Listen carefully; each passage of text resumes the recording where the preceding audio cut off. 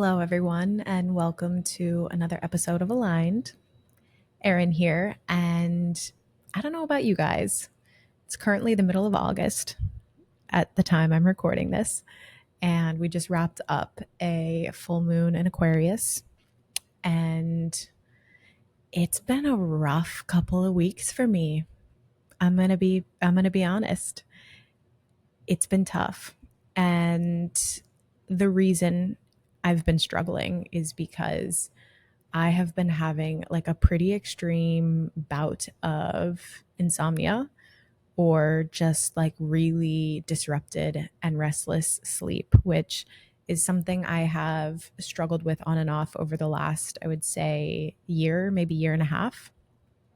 And I've looked at it from all different angles, from, looking at my blood work, to my environment, to the foods that I'm eating, so many different things, my nervous system.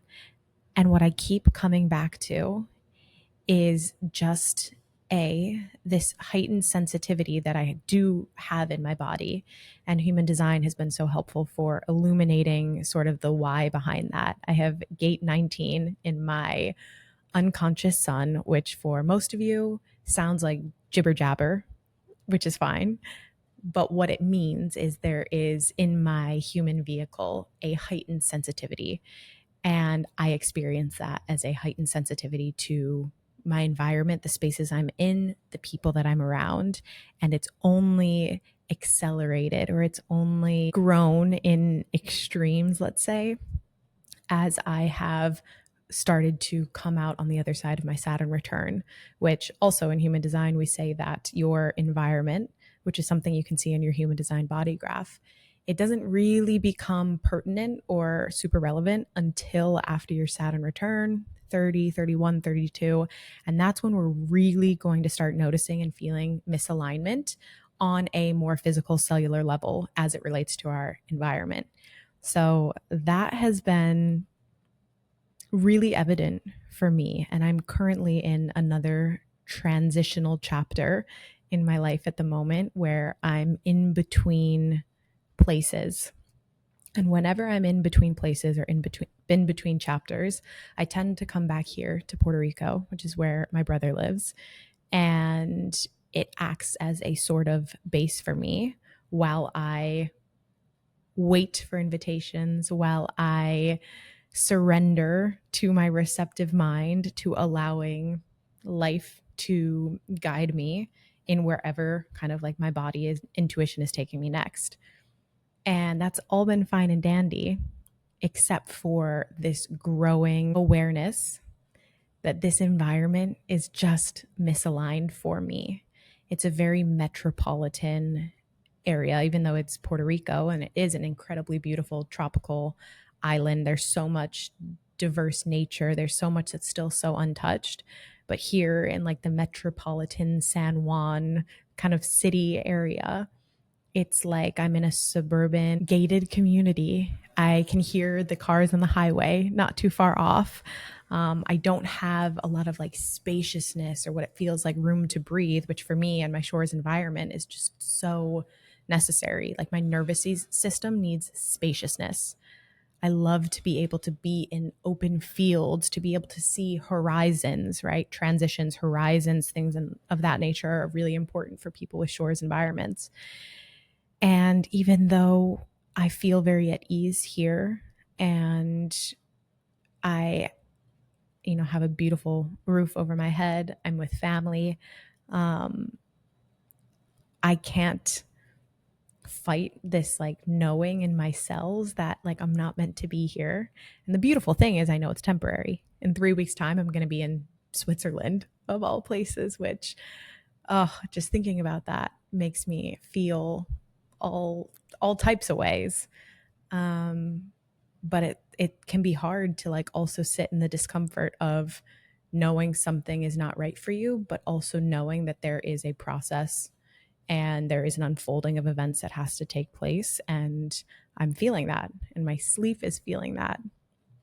And it was just extra heightened this last full moon, and that my period syncing up with it. And so it's been a little bit like survival mode. But it brings me a lot of solace and peace having these tools in my toolkit, being able to understand a little bit more about why I'm feeling the way that I'm feeling. And in knowing why, knowing better how to work with it, mediate it, surrender to it, and trust in the cyclical nature of life in a way.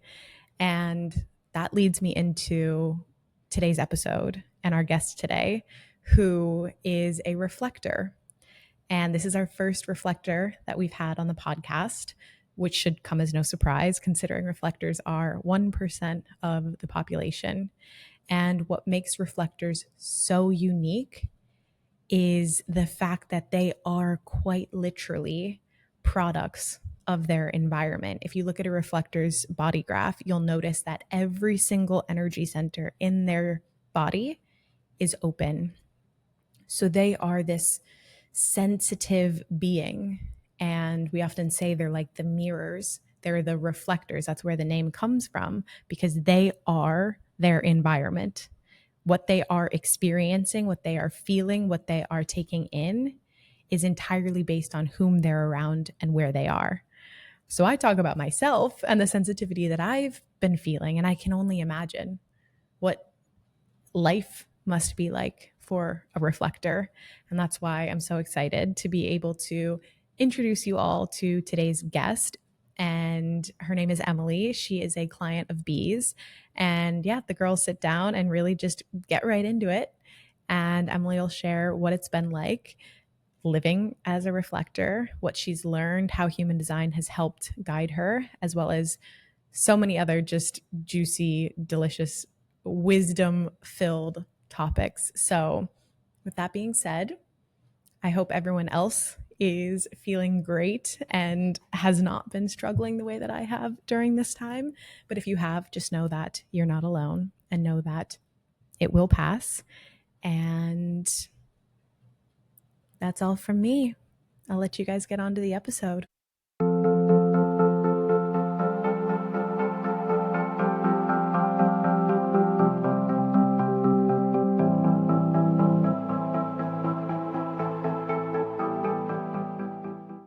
So, welcome to the pod. I'm so stoked to have you here. First of all, how was your birthday and how was your trip? Oh, it was just amazing. All I wanted for my birthday was to be out in the wilderness, peace and quiet, swim in the ocean, be away from everything.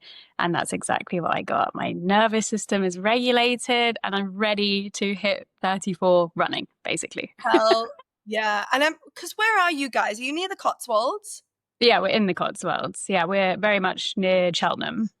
It looks absolutely amazing. I'm like, wait, I feel like England, though, in the summer is just the most magical place. I remember going to the Lake District when we were home last summer that we were home. And I was like, these waterfalls are more clear than Bali. Like, yeah. Literally. So we've actually decided to just keep exploring more of the UK because so much of my life I've been like, oh, the UK is so shit.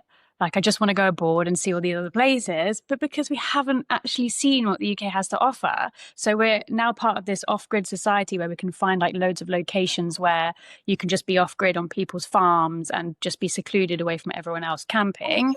And oh my gosh, we found like the most incredible places. We were just on River Dart, this huge, beautiful river, took the kayak on, nobody around. I was like, this is unbelievable. Oh, yeah, because I saw you had a little yoga shala and everything. I was like, how's she finding these places? Yeah, off-grid.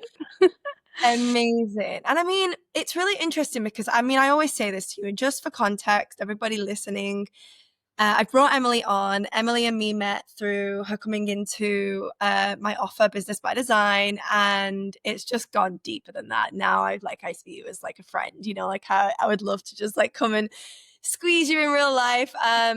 But when I discovered that Emily was a reflector, it was, I think you're the first reflector actually that's been in Business by Design. Reflectors are 1% of the population. So whilst 1% is still a lot of people, you know, like when we look at it through like the world basis, it is still very rare considering the other types are go like 70%, 20%, 9%, the reflectors 1. And what I mean, I've mirrored this to you before, is like your connection to nature, how you present yourself, and just even just everything around you, like the way your marketing is, the way that you speak about life and yourself and everything that you do. I wonder sometimes whether that is also part of being the reflector, like being so in tune with that element of nature, because you're feeling it on a level that like so many people maybe don't, you know?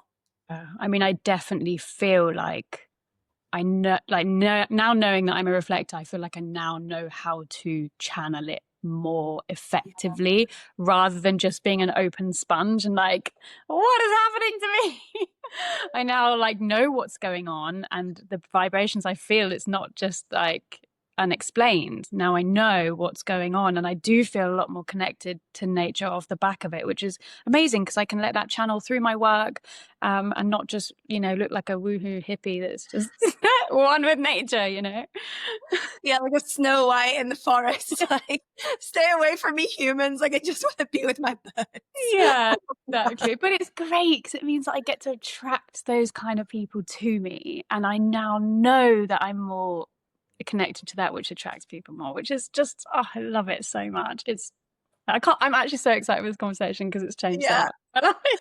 Yeah, and I mean, this is why I wanted to get you on as well, because you're our first reflector on the show. So I do want to pick your brains a little bit, because it's one thing, you know, I could speak all day about reflectors, but it's one thing for me to know the knowledge, but I'll never fully be able, and we'll never fully be able to understand each other's types in an embodied way. And so being able to have you on is such a gift, because we do have reflectors in our audience. And whilst I can share, this is what it might look like, you know what it feels like. And so me being able to have this conversation with you gives a little bit more of a deeper insight into what that looks like, feels like, you know, how you navigate it. So I'm really grateful that you're here. And Thank you. Yeah, and also I hope that it allows me to meet more reflectors, because I don't know any. I mean, I'm a couple of months into human design, so of course I probably wouldn't. But yeah, I mean, I would love to connect with other reflectors too, to just be able to understand this kind of energy together. yeah, absolutely. All right, so let's dive in. So got a few questions. Obviously, I think we'll just jump all over the place. But I'd love to know first and foremost, because I know we connected. I think you'd learned already that you were a reflector a while back, and then when we dove a little bit deeper in the session, that was like one of the big anchor points for you, when it was like bam, like oh my god. So what was your initial reaction when you found out you were a reflector? Like when it actually landed, like oh. You know, when suddenly you feel like all of the pieces of the puzzle of your life just come together and everything makes sense. Oh my God, I'm getting emotional already. Give me a second. It was such a pivotal moment for me. And I remember being on this breakthrough session with you and just crying. Like, I just floods of tears, because I feel like just every single aspect of my life, from school, from like learning, the structured learning that I never bonded with, and being like a big daydreamer, and a lot of environments making me feel really like uninspired, and I was very easily influenced, and I really struggled making decisions very fast, and I couldn't understand why. And the most important thing is being an energy sponge. Like, I was the sensitive child. I was the one that felt it all. I was too sensitive. I've been in relationships with men who were like, you're too sensitive, I actually can't deal with you. And I'm like, I don't even know why. What's wrong with me? You know, because everybody else just didn't seem like that. And I was like, why am I like that? And it's so weird, because throughout my life, I've always said, I'm not made for this world. I'm not made for this world. So many situations, because it's felt so deep. And I struggled to have like a barrier up to protect myself from it, because I didn't know what was going on really. And another massive thing was I was diagnosed with ADHD. And then once learning I was a reflector and digging deeper into it, so many of those symptoms correlated, you know, environmental sensitivity, huge one. the need for taking space before taking any action, and like all of these things suddenly came into play, and I was like, oh my goodness, is this actually what's going on? And like, oh my God, it's just changed the game to how I live, how I work, how my relationships, how I move around people, how I sense the world. I now know that I'm not an absolute weirdo. Like there's an answer to this. Yeah, So and it's actually such a superpower, right? Like it well, actually. now I see it as a super black. When I first found out, when we went through our breakthrough session, I was like, for fuck's sake, of course I'm a reflector. Of course I'm That's just the one. undefined. Yeah.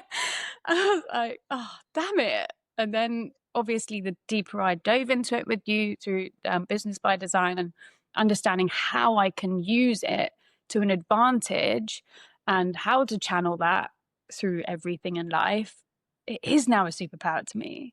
And I love it because I've now been able to create stronger boundaries off the back of it. Yeah.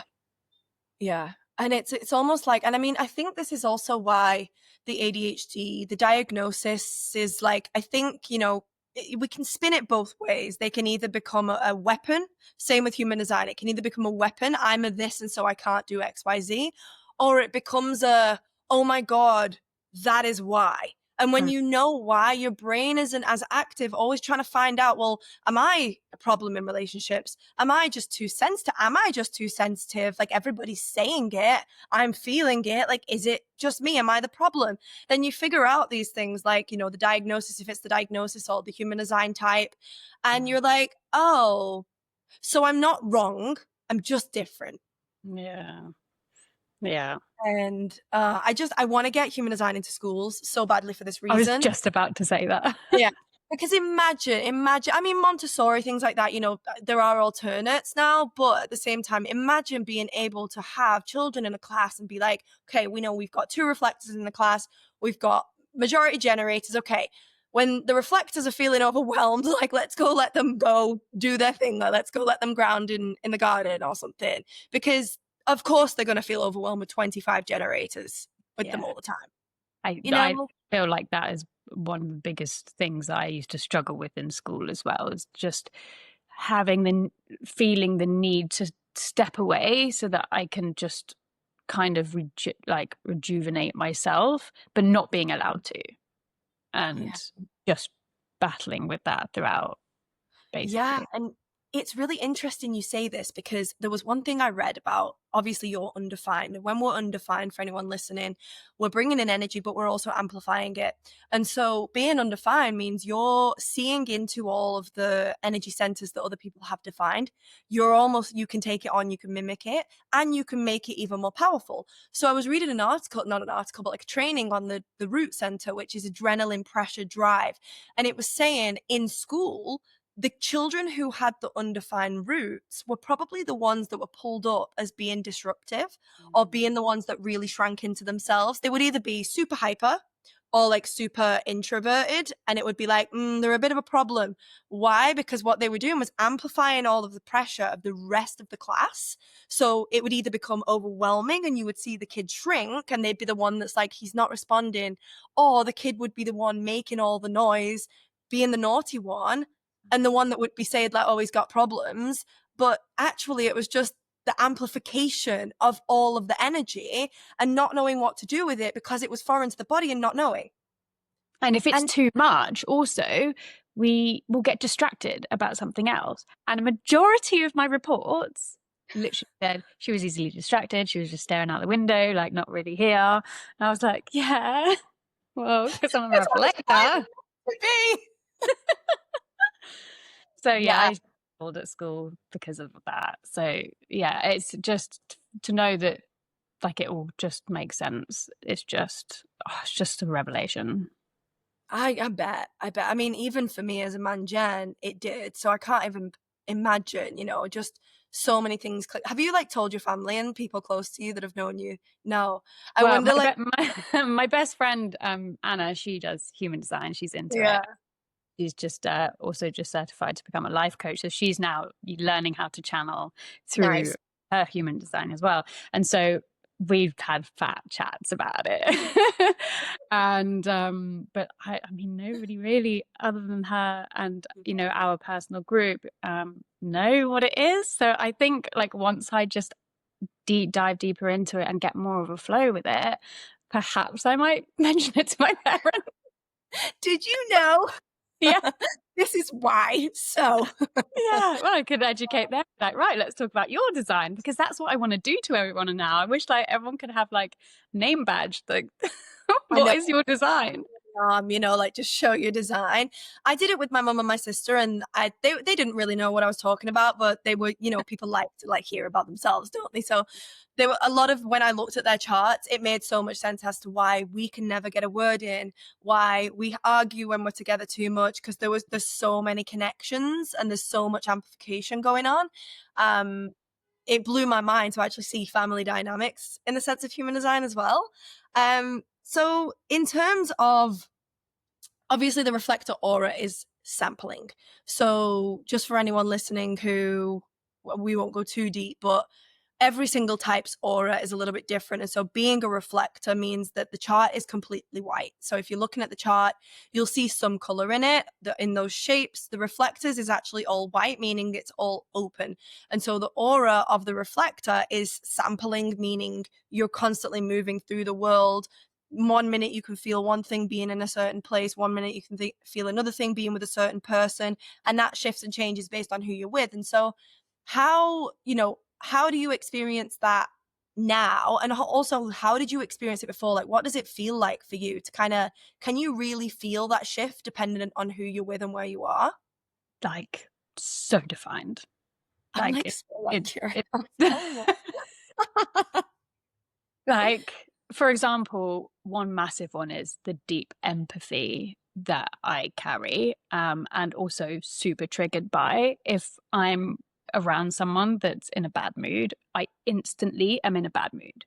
If I'm like, if someone's really happy, I'm like, so I can like feel happy with them. Like if someone's in love, I'm in love with them. And it's just so weird because it can be from one to the next to the next. If I'm going for coffee with one, I'll feel that and I'll go to the next and then I'll feel that. And then I get home and I am exhausted.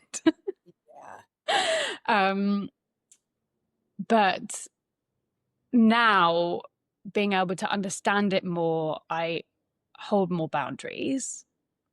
Still working on them, of course, but I'm able to notice it more and kind of almost step outside of myself to be able to protect myself. Because I mean, I've spent so many years not protecting myself and just being the sponge, and then coming home and being a horrible person, and then an argument happens or something like that, you know what I mean? So very, very triggered by energies, very triggered by environments, especially if they're masses of people. I really struggle being around people, very claustrophobic. Don't know if that's just me being a reflector. Do you find But like, like big festival groups or like big groups of parties and things, like how does that impact you? Because obviously you're feeling, like all of it, right? makes me feel sick. I'm Like I've had many panic attacks in trains and tubes, in train stations, like stuff like that. I have literally a meltdown in the middle of a train station because I can't cope being around so many people rushing around me, so much going on, and I just stand and cry. And sometimes I've been with my friends and they'd be like, what is actually wrong with you? Like, I don't even know. But on the other hand, so my music love is techno and psytrance music. That is where I transcend. It's just my absolute love. And so there's this one festival we go to in the UK, and it's 5,000 people. That is the max I can do. Yeah. Otherwise, I very much need small party. But because it's in the forest, it's open, it's fine, that I can deal with. It's marginally spread out.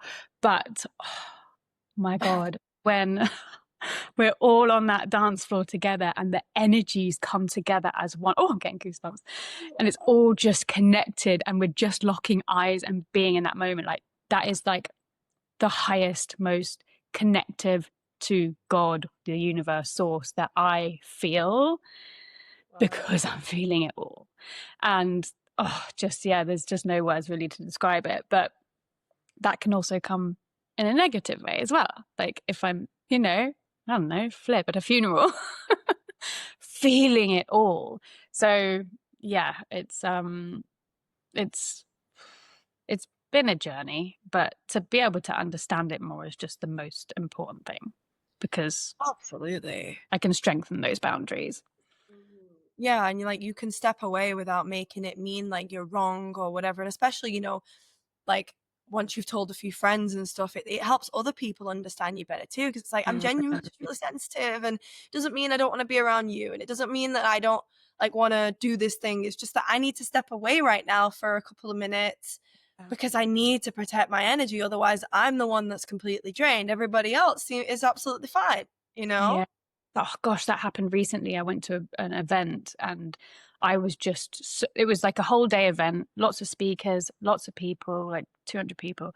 And I was exhausted by the end of the day. And then they had the event into the evening, and I just was so disinterested. But it would usually be a vibe that I would vibe with, but I was just done. And I was quiet and reserved, and I didn't want to be there. And everyone was like, "You okay? What's going on with you?" And I'm like, I'm just like so drained. Like my social battery's dead, dead, dead. Yeah. So Yeah, yeah. like sit and own that, Mm. like what an empowering thing to be able to just say no and be like, I'm not available right now, and that doesn't mean anything. I think I definitely need to like set up just like a little pitch for people to be like, this is what's happening. Just a flag, like. It's like, I don't speak. Please sign to me. I'm a reflector. Please leave me the fuck alone. Like, I'm done now. Exactly. Help. Do not step foot in my aura. Do not Yeah. step foot a meter wide around me. Yeah, but I mean, I think our world is getting more and more considerate of, the energetic boundaries and stuff. Thankfully, like there is more knowledge about energy. But yeah, I mean, even me having so much energy in my chart, but being emotional authority, me saying like I have to say no, and it was so hard at the beginning when it was a no, but there was no reason. And there never really is a reason with emotional authority. It's just that it's a no. And especially with sacral, it's like it's a no. And it's like I just don't want to do that. And people are like, why not? And it's like I just don't have the capacity right now to commit to that thing. And it feels so sticky because people are just not, they don't get it. But then later down the line, you see why that had to be a no, why you had to step away from the group, because it's not just you protecting your energy, it's you getting sick if you take on too much energy, and now you're run down and your immune system's doing it, or you go into a panic attack when it wasn't your energy. You just took on too many people's bad days. Yeah. Wow. I absolutely love it. I'm just like taking notes. Wow. um, okay, so we've gone into kind of how you experience. Yeah, let's talk about this a little bit. I mean, obviously we spoke about how your environment affects you and people affect you, but in terms of like, do you have any examples? I know that you've traveled to quite a few places, South Africa, you've been kind of all over the world in that sense.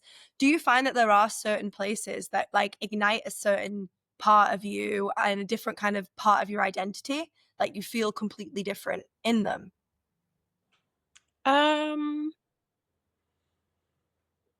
Well, it depends. Like obviously when I'm outside in nature, that's like where I'm most myself and inspired and connected.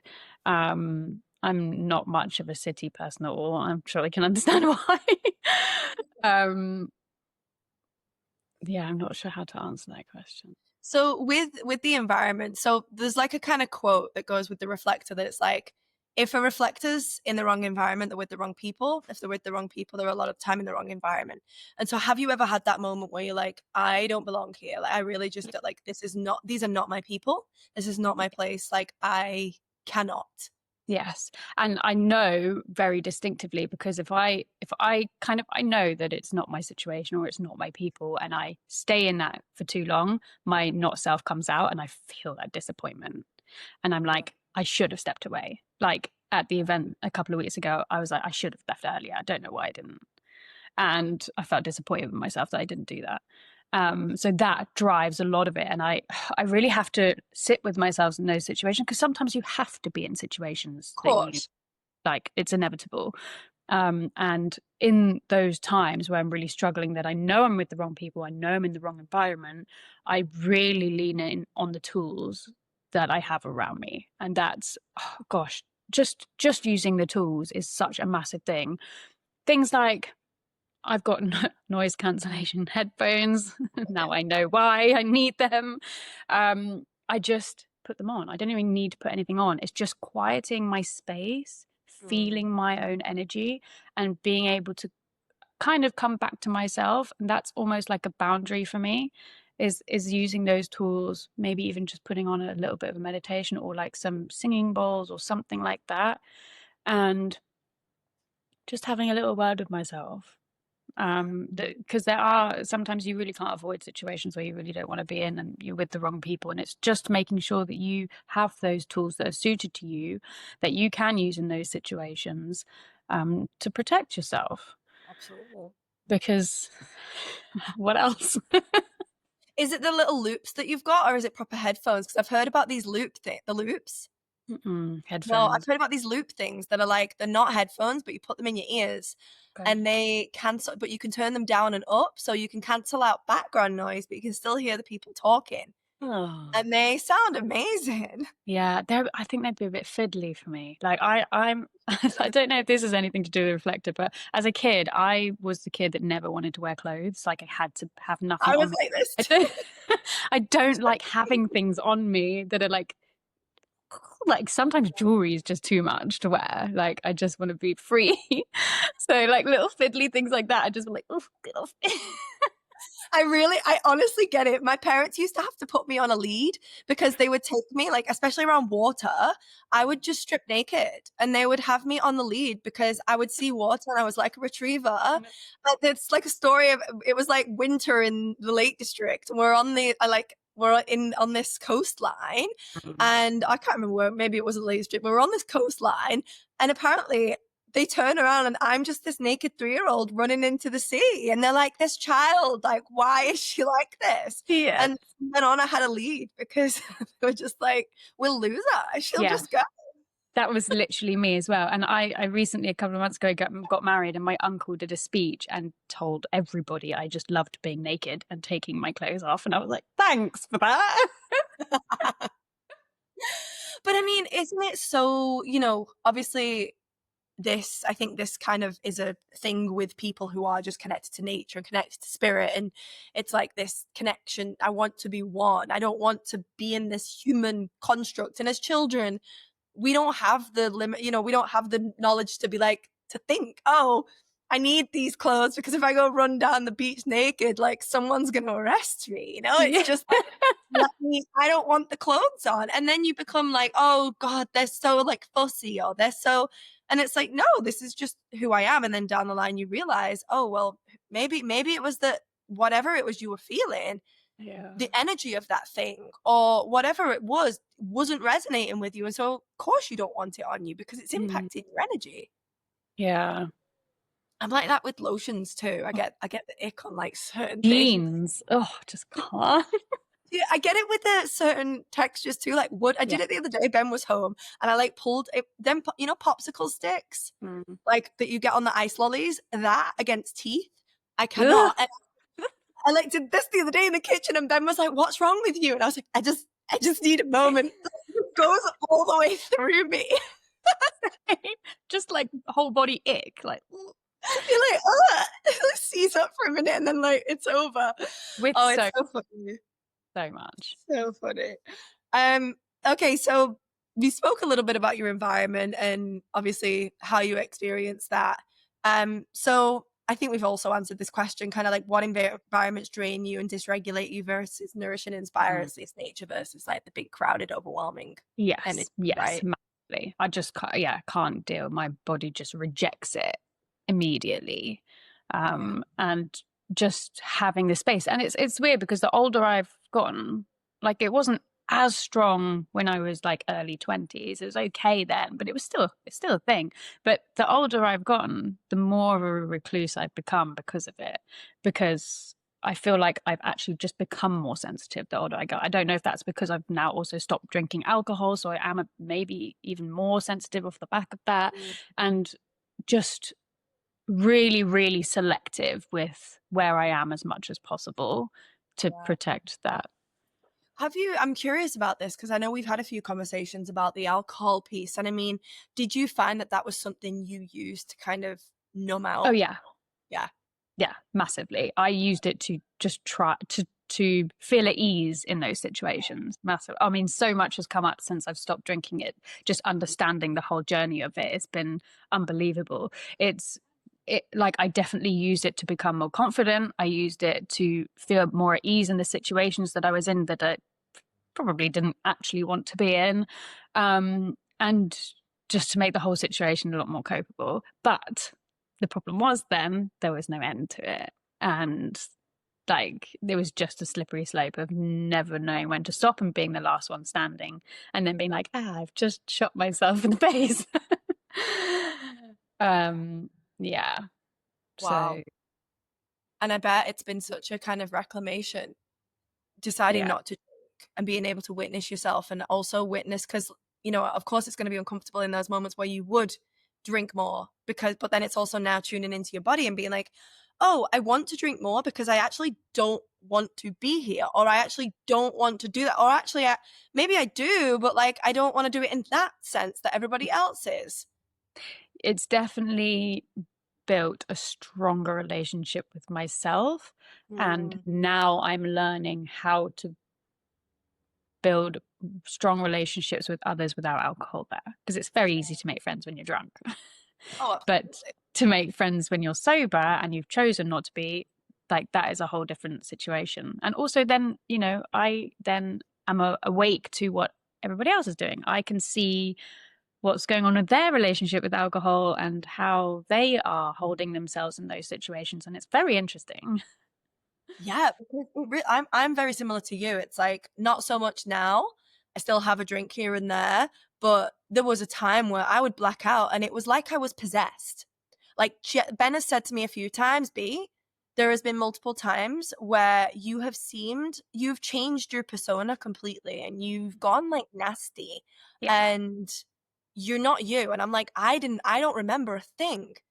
And I'm like, that's really, really scary that I have to drink to that extent. To what?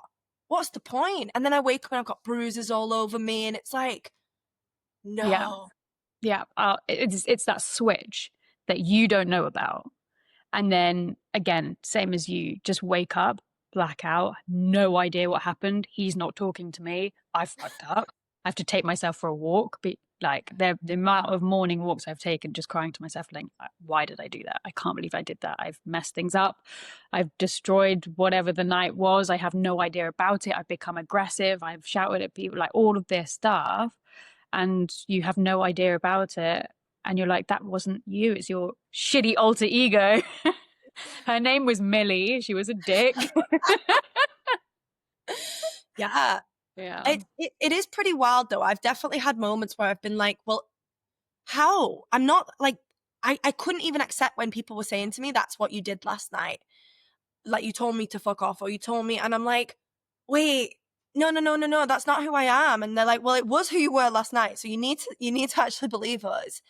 And yeah, but then this is where you realize that, you know, how many times maybe you've got so overwhelmed and amplified so much energy that that's been your only vice, to just switch it off. And now because you're so overwhelmed, it's like bam, bam, bam, bam, bam, you know? Yeah.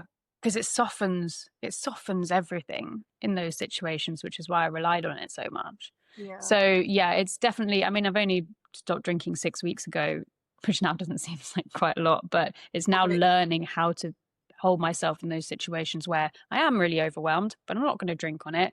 And yeah, it's just something I'm exploring more. Like I'm going to a hen do in a couple of weeks for a whole weekend, and there's very boozy wine tasting. So I'm like, okay, this is going to be the biggest test of how I'm going to deal with this situation.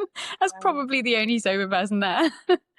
Well, I mean, also being a reflector, and I wonder if this is almost like where you can start tapping into your superpower, because the way I always envision the reflector is that imagine being sat in, I don't know why I think of it this way because I'm not a corporate girly, but like imagine being sat in a boardroom and there's like people having a dynamic conversation and it's like, okay, what are we going to do about this thing? And like the reflectors kind of sat there, and then all of a sudden, like kind of it comes to a pause and reflects like, well, this is what I see. This is what I feel. And so you're able to almost, well, you're amplifying. And so I wonder if it's almost like a superpower once you know what you're feeling. Like you said, if people are really in love, then you get to feel really in love. So if they're all having a good time at the hen do and it's super like high vibe energy, everyone's stoked, well, you don't need alcohol because you're literally riding the wave of their high anyway. Love that. Yeah, You know? probably that. Didn't think of that. Thanks. You just, There's my superpower just like insight. tune in to, like, just as it's easy to empathize and be sad at a funeral, it's also easy to tap into the energy of like a high vibe party without needing to have the drink, you Love know? that. So yeah, Amazing. feedback that I'm Yeah. excited for that. Yeah. Because I mean, it swings both ways, right? It really, really does. I mean, I'm the same. Like when I went to a place that I knew I didn't want to go. Like I was like, let me go try it out. I'll see. And I didn't drink. And it was literally like I could literally see how many people had switched their whole demeanor. It was almost like walking through a sea. And I sound exaggerative when I say this, of demons, because I'm very sensitive to like spirits. And so I can feel like the energy of spirits, and I've got protective mechanisms that I use. But when I was there, I could see demonic and like predatory kind of energy in people. And I was just like, oh, whoa. And I was seeing like people flip out and just like 1 minute they were fine and 1 minute they'd like glitch out. And I was like, this is scary. And like went home and like ordered a pizza and put my TV on, and I was like, oh, I'm home. But you see it, you really see it. Just makes you wonder how this is legal, actually. Well, there's the whole thing behind like alcohol being spirit, you know, like, and it's called spirits and the old times and all that. And I mean, I still drink, like I still have cocktails here and there, but never now to the extent where I end up like that, because it's just, and it takes days for me to recover, like 3 days to get my like energy back. Yeah, same. Yeah. Wow. That's really amazing that you've been able to go through that journey with it also at the same time as like figuring out your reflector and understanding like why. All comes at once, of course. Yeah. When it rains, it pours. Here's your clarity. So question about this, or when things are moving fast, when you are overwhelmed, you know, when you're feeling a lot of energy, or you're in an environment that you know don't necessarily want to be in, but you can't leave it. How do you find you ground yourself? Like what keeps you anchored in those moments, have you found? This is where I bring in the tools. I bring out my little toolbox of things that I can do in that situation. If there's isn't really an opportunity to just sit there with my headphones on, I will take myself away either outside or even just into the bathroom and just have that space, no matter how long it needs to be. Just be there in that space and just like talk it out with myself, just let it go. Almost like, because sometimes I feel like if I'm in those situations and I'm not talking about it, it like gets stuck in my throat chakra, and I'm like, okay, I just need to like release whatever's happening and just calm the overwhelm and just go have a word with myself.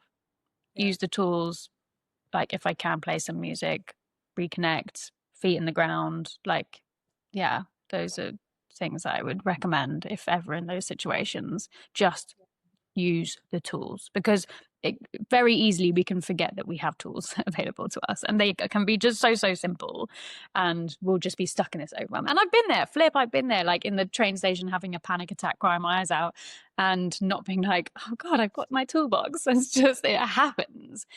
And then but like now becoming more in control of it and understanding it more, and being like, okay, what can we do about this situation right now? Let's use this. Is this going to be helpful for this situation? Is this going to be helpful for this?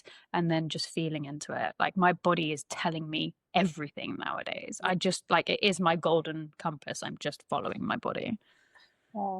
Absolutely. And I mean, being so open to it's the clearing process, because it's almost like you can do a scan of like, okay, now that I know I know the center themes, for example, solar plexus. Okay, well, I'm feeling really overly angry or emotional.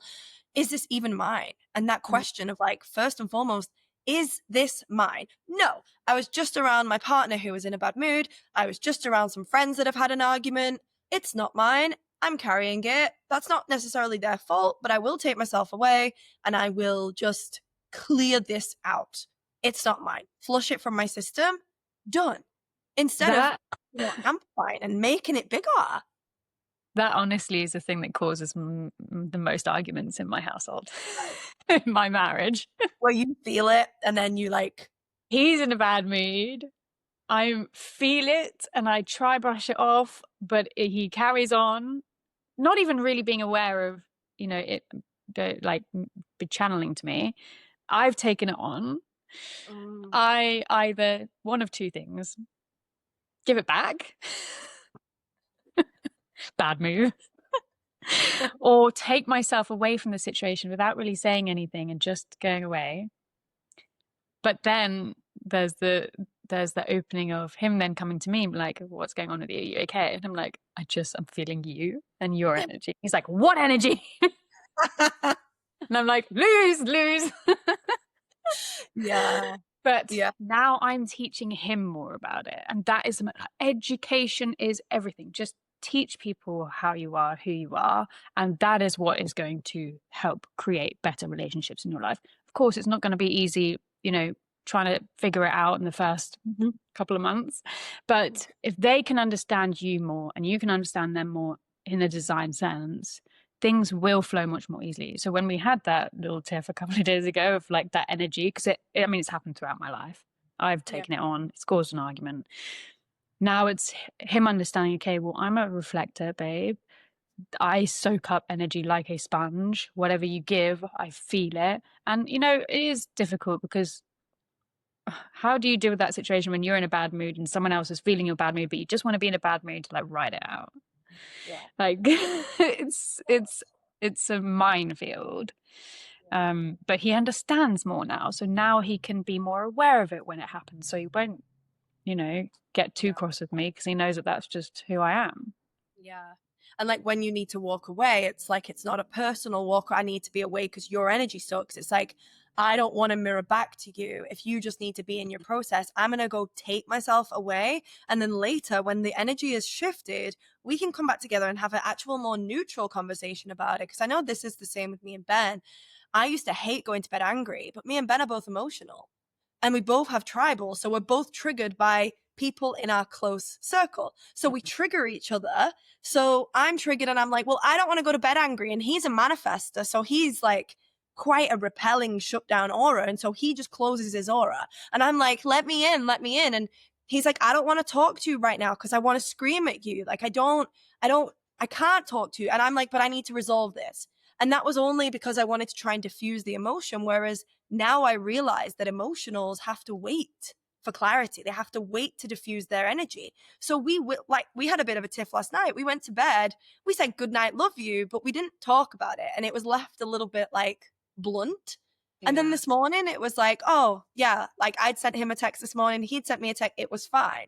Sometimes you do need to step away. And that's actually the medicine, because also your gift and your, in some senses, a little bit of a like curse in the sense, is that you are not only mirroring their emotion, you're mirroring the parts they don't want to see sometimes too. So if he's triggered or someone's triggered, or, even if I was triggered and I'm not saying it, but we're having a conversation, you're like, hey, like, I'm feeling a bit of this from you, but I don't really want to be looking at it. Maybe I'm spiraling about that.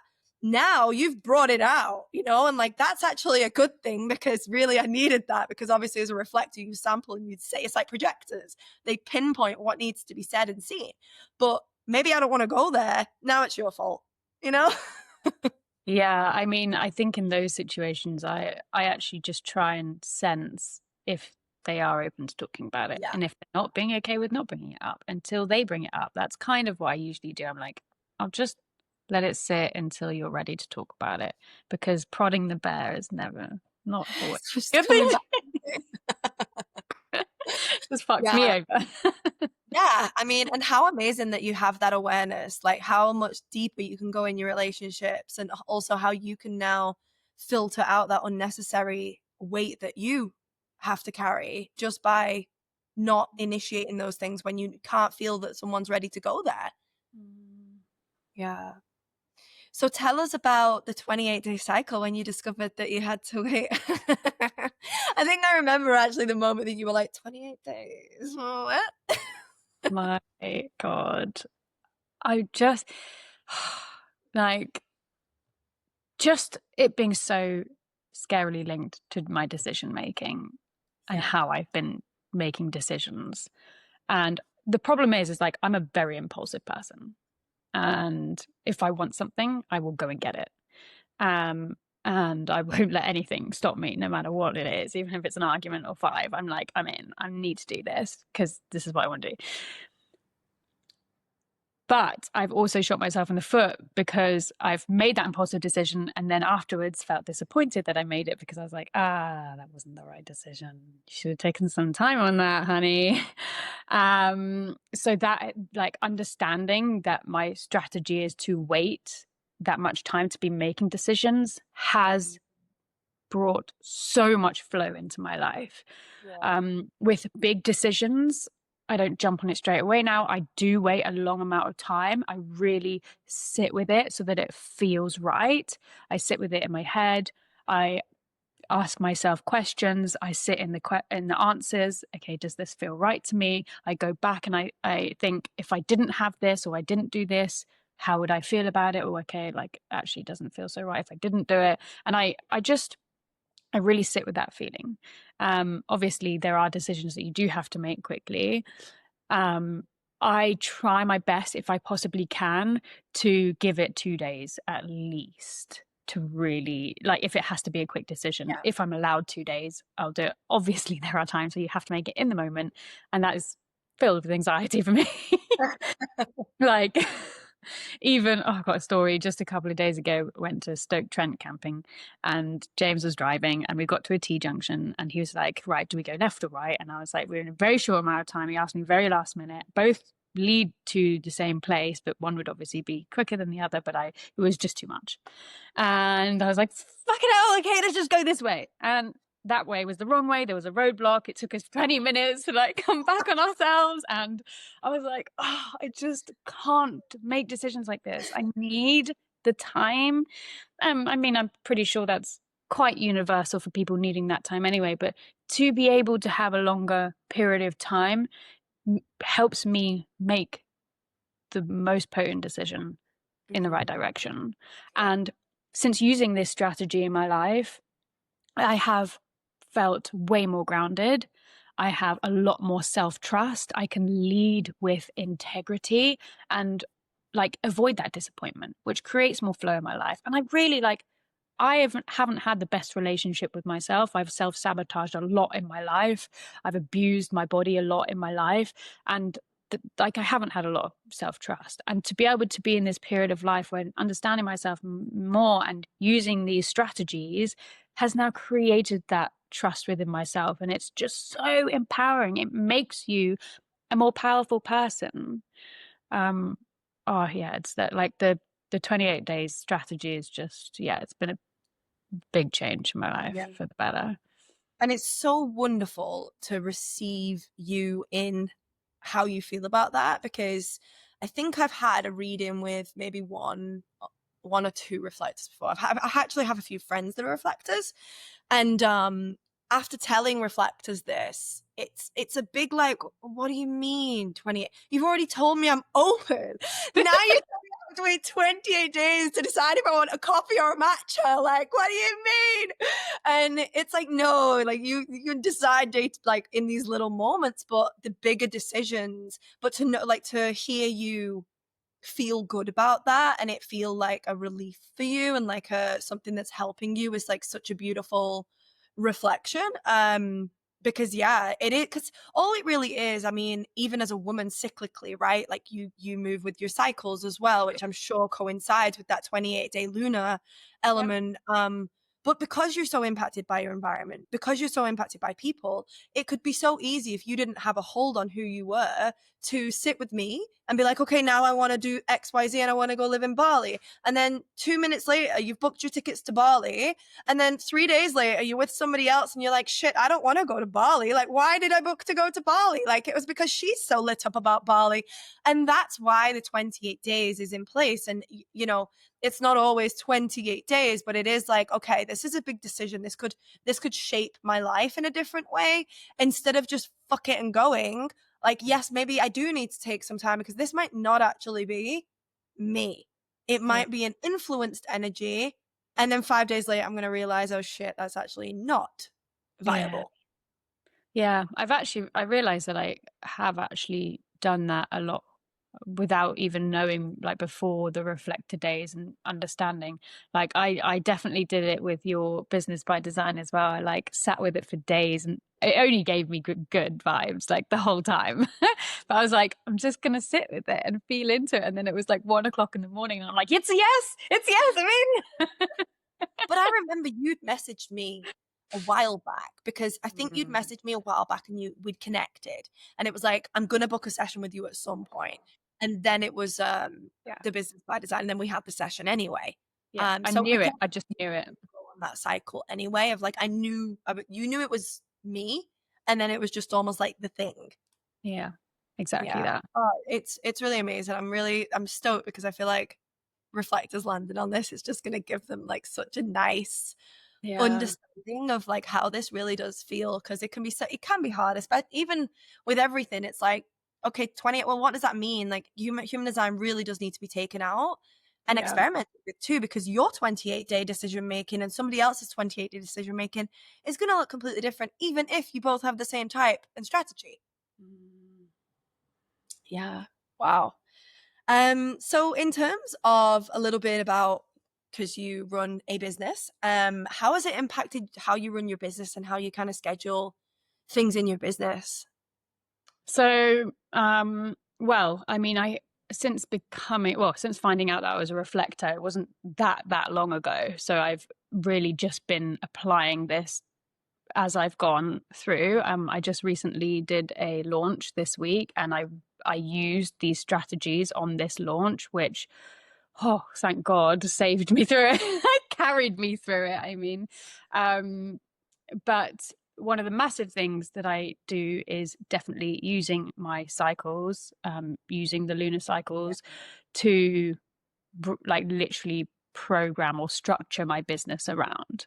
Because before I would just literally go with my flow. Now my flow is everywhere. So I'm like, there was no structure. It was everywhere.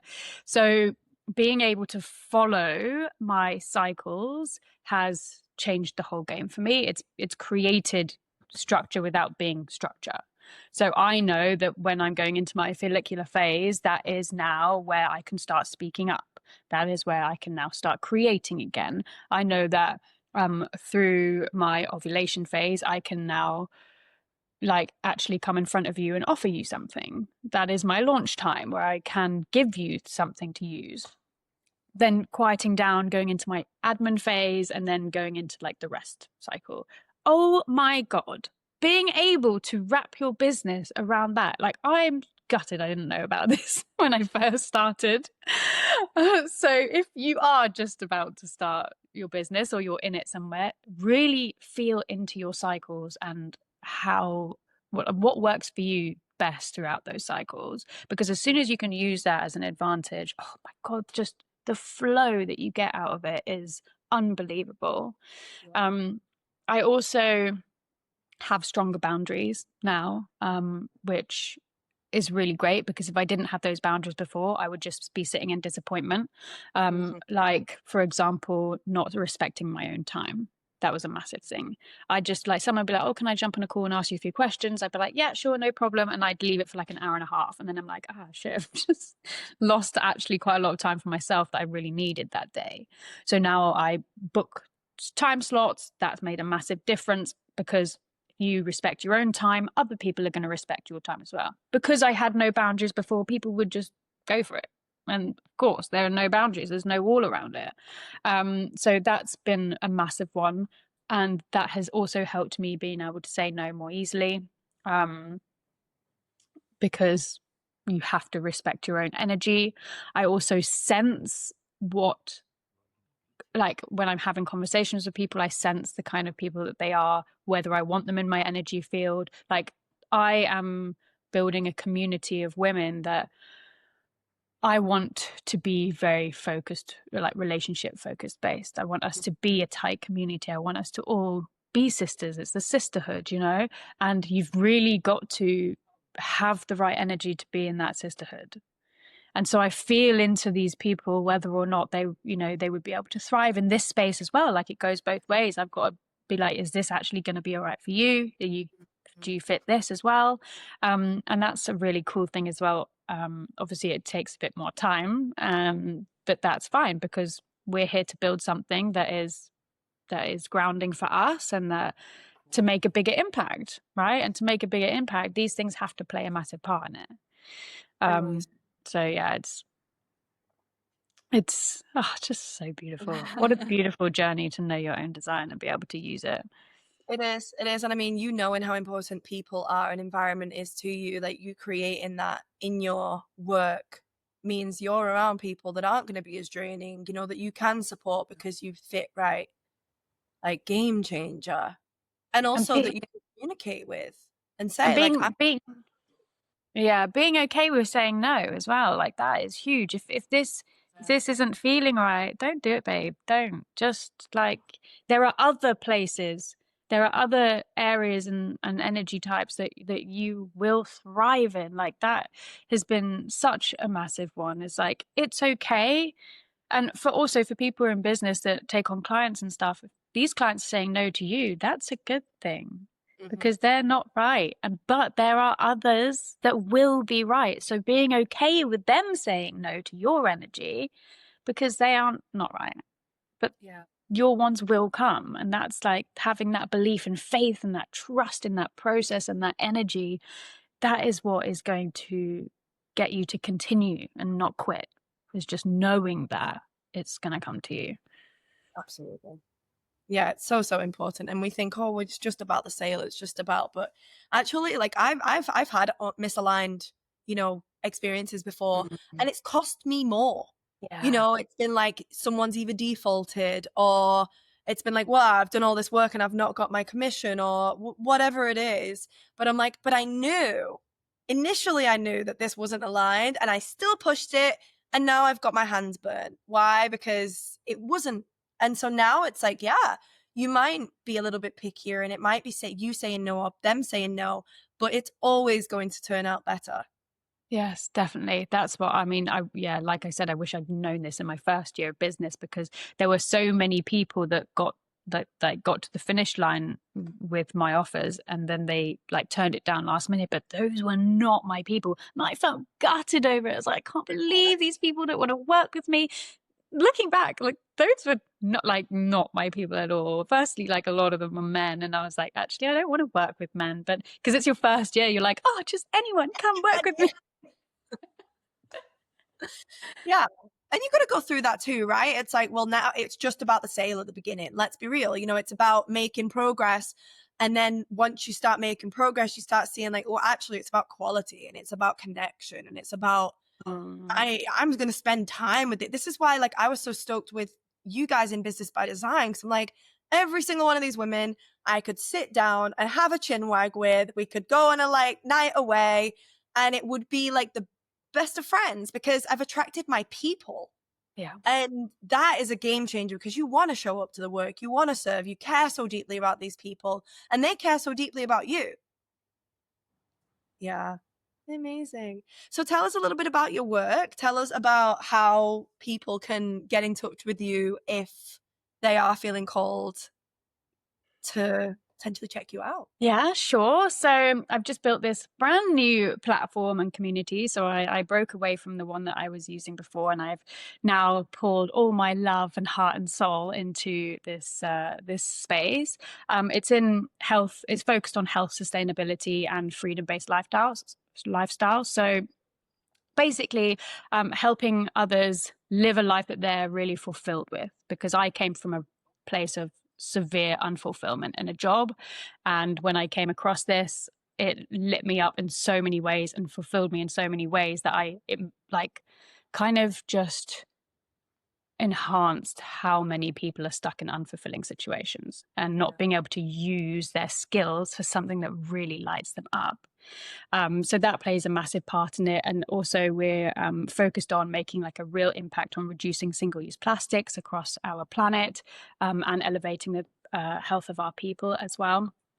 So yeah, I guess if you're feeling that pull to create something for yourself, something that frees you from something that's really unfulfilling in your life and lets you work with your own energies and your own skills, with your own cycle and your own design, I have just opened the doors to Tides of Change. You'll get the tools, the mentorship, the global support to build something that you are proud of. That is like the biggest thing, is like having something that is your own, that you can be proud of, that creates positive impact on our planet and on our people. And it's for people that don't like fit into the standard world, which more and more are actually coming to light as well. So it's just so amazing when we're in an era of opportunity for people to step out of that and really create something sustainable for themselves. So you can find me over on Instagram at tidesofchange_Emily. And you're invited to come and check it out risk-free, see if it's something for you. And yeah, I mean, I couldn't have actually created it this way without Bee's guidance. Like, you have honestly helped me shape this over the last couple of months of working with you, and just having your guidance and mentorship through human design and being able to understand myself so that I can make more of an impact in my work and just channel everything that I am through it as authentically as possible. So, oh, I'm getting emotional. We're gonna cry again. Oh, thank you. I mean, I showed Ben the testimonial video you sent me, and he was like, "Holy shit!" Like, that's like a full like, whoa! And I was like, I know. I know. I'm like, am I being too much? Like, as always, am I being too much? Like, wow. This has been so good, babe. And just to tie it all up, if there was anyone that was curious, if that's a reflector or any other type about figuring out the design, diving in, like, what would you say to them? Especially reflectors. Oh, come talk to me, honey. Let's be friends. The main thing that I would say if you're listening to this and you're a reflector is there is nothing wrong with you. You're not a problem. You can do this. You've just got to find what works for you, and there will be a way that works for you, and figure out what your strengths are and run with them and take time with that. But yeah, there's nothing wrong with you. You are an absolute angel superpower on this planet, and just find your way, babe. That's it. Oh, I'm crying now too. I'm due to bleed, and I'm like, everything is setting me off today. Like, oh, that was so beautiful. Thank you so, so much. This was just so much fun always to chat with you, but just so insightful, and it's going to help so many people that, come across this. So it's been an honor to have you on our first Reflector. Yes, thank you so much. I really appreciate it. You're so welcome. I'll speak to you soon.